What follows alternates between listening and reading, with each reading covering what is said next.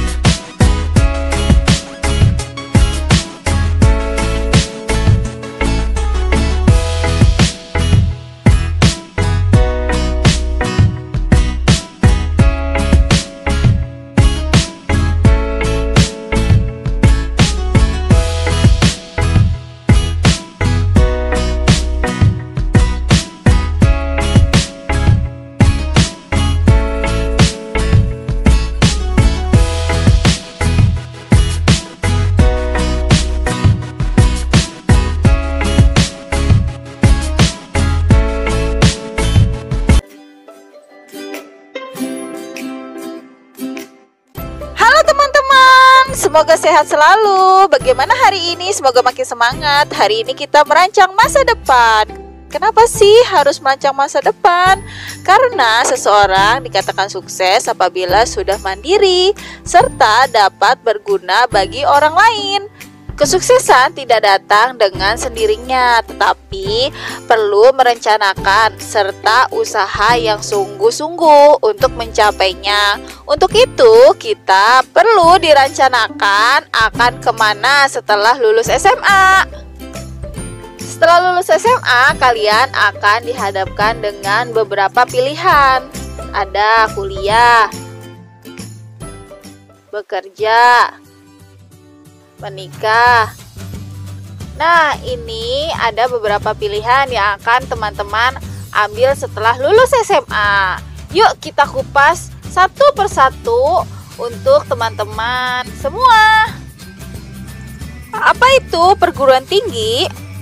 Perguruan tinggi merupakan kelanjutan pendidikan menengah yang diselenggarakan untuk mempersiapkan peserta didik untuk menjadi anggota masyarakat yang memiliki kemampuan akademis dan profesional yang dapat menerapkan, mengembangkan, dan menciptakan ilmu pengetahuan, teknologi, dan kesenian. Perguruan tinggi dibagi menjadi dua jenis. Satu, ada PTN, perguruan tinggi negeri. Dua, ada PTS, perguruan tinggi swasta. Apa sih PTN itu? Dan apa sih PTS itu? Yang pertama, PTN merupakan perguruan tinggi yang dikelola oleh pemerintah, baik di bawah Departemen Pendidikan Nasional maupun di bawah departemen lain, tapi masih milik pemerintah. Yang kedua, PTS merupakan perguruan tinggi yang dimiliki dan dikelola oleh perseorangan atau kelompok seperti yayasan tertentu. Ada dua jalur pendidikan tinggi di Indonesia, yaitu ada jalur akademik dan jalur profesional. Jalur akademik biasanya disebut dengan jenjang sarjana S1, lebih menekankan kepada penguasaan ilmu pengetahuan serta pengembangannya. Masa studi program sarjana. Dan jalur profesional sering disebut jalur diploma, menekankan kepada penerapan keahlian tertentu. Setelah lulus, memperoleh sebutan profesional serta memasuki dunia kerja. Masa studi program diploma umumnya 2 semester. Itu untuk SD 1 ya. Dan 4 semester untuk D2, 6 semester untuk D3, 8 semester untuk D4. Pendidikan profesional diselenggarakan oleh universitas, institut, akademik, sekolah tinggi, dan politeknik. Jenis perguruan tinggi ada 5, yaitu universitas, institut, akademik, politeknik, sekolah tinggi. Universitas menyelenggarakan program pendidikan sarjana dan diploma. Universitas memiliki program studi paling beragam dan paling banyak. Jurusannya seperti ilmu eksak, seni, dan sosial. Selanjutnya, institut menyelenggarakan program pendidikan sarjana dan diploma dalam kelompok ilmu pengetahuan sejenis. Contohnya, Institut Pertanian Bogor, Institut Teknologi Bandung, dan sebagainya. Akademik menyelenggarakan program pendidikan diploma sebagai cabang ilmu pengetahuan tertentu. Contohnya, akademik bahasa, akademik sekretaris, akademik perawatan. Politeknik menyelenggarakan program pendidikan diploma dalam jumlah bidang pengetahuan khusus. Politeknik lebih banyak ilmu terapan yang dipelajari dan banyak praktek-prakteknya.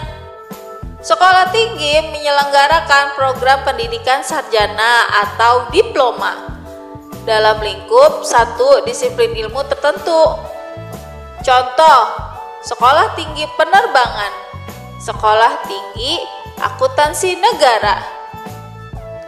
Dunia kerja, jika kalian memilih bekerja, maka kalian mempunyai kesempatan untuk mengembangkan diri, memiliki aktualisasi diri yang baik, serta mendapatkan penghasilan. Setiap menikah, untuk memasuki kehidupan berkeluarga diperlukan berbagai macam pertimbangan, apalagi di usia yang masih tergolong muda. Kesiapan secara fisik maupun ekonomi sangat diperlukan, di samping kesiapan mental. Jika kalian sudah memutuskan untuk menikah, harus bertanggung jawab, bukan hanya untuk diri sendiri saja, tetapi terhadap anak dan keluarga. Walaupun secara umur kalian tergolong masih muda, otomatis dianggap sudah dewasa dan bisa bertanggung jawab secara ekonomi, sosial, moral, dan dibebankan kepada kalian jika kalian memilih untuk berkeluarga.